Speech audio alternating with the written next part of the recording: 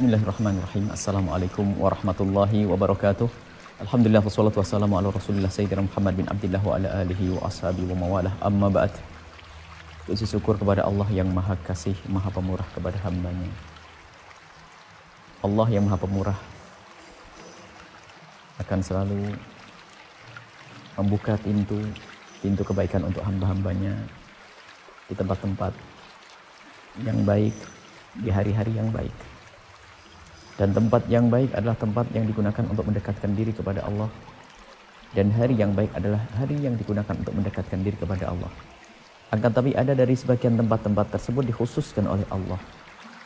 Seperti tempat Haramaini, Haram Makkah dan Haram Madinah. Dikhususkan oleh Allah dengan kemuliaan. Dan juga ada hari-hari yang dipilih oleh Allah sebagai hari-hari mulia. Seperti hari Arafah. Dan 10 awal Dzulhijjah.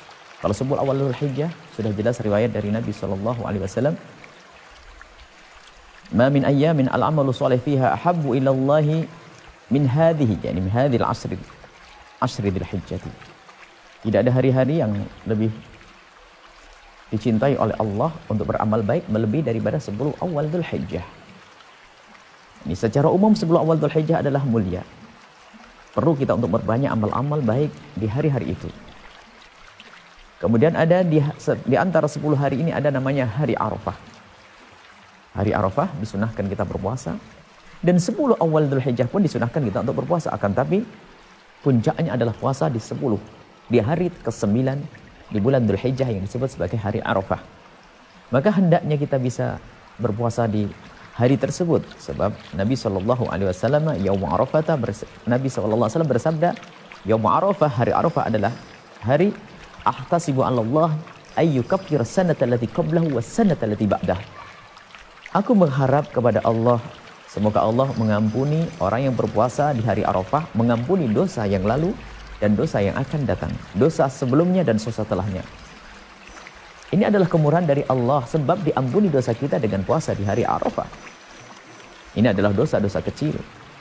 Sebab dosa-dosa kecil akan diampuni oleh Allah, akan tapi tentunya dengan kita menjauhi dosa-dosa besar. In tajtanibu kaba'ira ma tunhauna anhu nukaffir ankum sayyi'atikum. Kita menjauhi dosa-dosa besar maka Allah akan hapus dosa-dosa kecil, dan dengan melakukan ini amalan seperti puasa di Arafah Allah akan hapus dosa-dosa kita. Maka dari itu jangan sampai ada di antara kita yang lupa di 10 Arafah ini, di 9 Dzulhijjah untuk berpuasa Arafah, dan juga memperbanyak amal-amal baik seperti yang diriwayatkan oleh Imam Ahmad bin Hanbal. Nabi SAW bersabda, ma min ayyamin a'zamu indallahi subhanahu wa ta'ala wa la ahabbu ilaihi min hadhil ayyam fa akthiru fiha min at-takbiri wat tahlili wat tahmidi. Tidak ada hari yang lebih agung di hadapan Allah dan lebih dicintai oleh Allah melebihi daripada hari-hari ini, 10 awal Dzulhijjah. Maka hendaknya engkau perbanyak di hari-hari itu untuk melakukan zikir kepada Allah Subhanahu wa taala dengan takbir, kemudian tahlil dan tahmid. Atau yang selama ini kita sering menyebutnya dengan istilah takbir, Allahu Akbar, Allahu Akbar, Allahu Akbar, la ilaha illallah wallahu akbar, Allahu Akbar walillahil hamd. Nah, ini hendaknya kita berbanyak. Dan di sini takbir ada dua, ada takbir muqayyad, takbir mursal. Muqayyad maksudnya takbir yang dibaca setelah sholat. Dan itu dimulai dari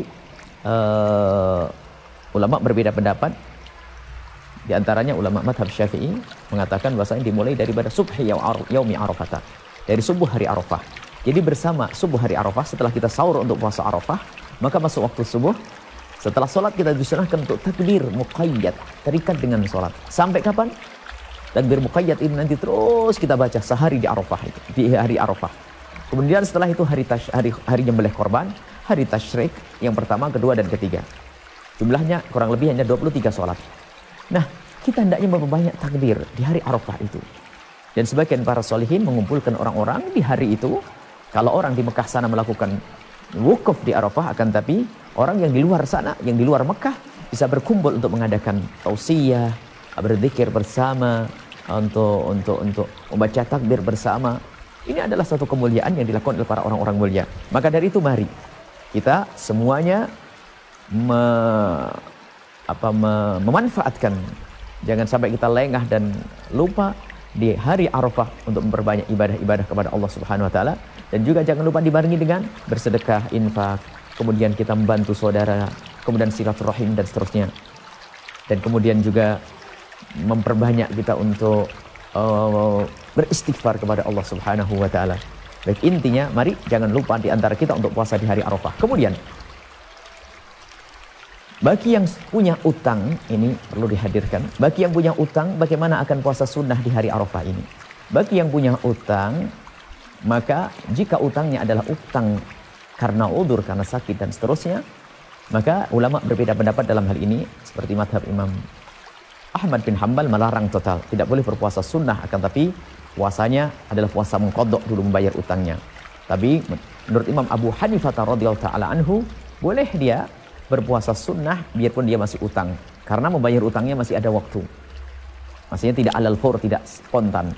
Kemudian menurut madhab Imam Malikiyah dan Syafi'iyah adalah boleh kita membayar utang terlebih dahulu selagi kita masih punya kewajiban mengqadha, tapi hukumnya adalah makruh.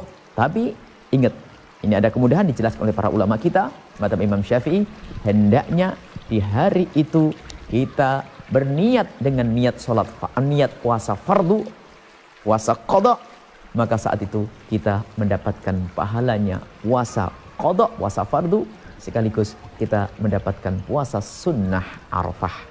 Dan semua sunnah-sunnah seperti itu. Kalau kita mengqadha di hari Senin, kita mendapatkan sunnah fardu, kita mendapatkan pahala fardu mengqadha sholat puasa kita, kemudian kita juga mendapatkan kesunnahan di dalam berpuasa Senin atau Kamis tersebut. Akan tapi yang tidak diperkenankan adalah kita menggabungkan niat. Ini sebagian ulama mengatakan jangan digabungkan niat antara sunnah dengan fardu. Akan tapi cukup kita niat fardu, maka saat itu kita akan mendapatkan pahala fardu kemudian sunnah. Maka dari itu, ibu-ibu yang punya utang segera diberesi, mumpung kita di hari mulia Dzulhijjah, sisa waktu Dzulhijjah, 10 Dzulhijjah, ayo kita berpuasa mengqadha. Kita akan dapatkan pahala kesunnahan dan ini kemurahan dari Allah Subhanahu wa taala yang dijelaskan oleh para ulama. Semoga kita bisa menjadi hamba-hamba yang bisa memanfaatkan waktu-waktu untuk mendekatkan diri kepada Allah Subhanahu wa taala.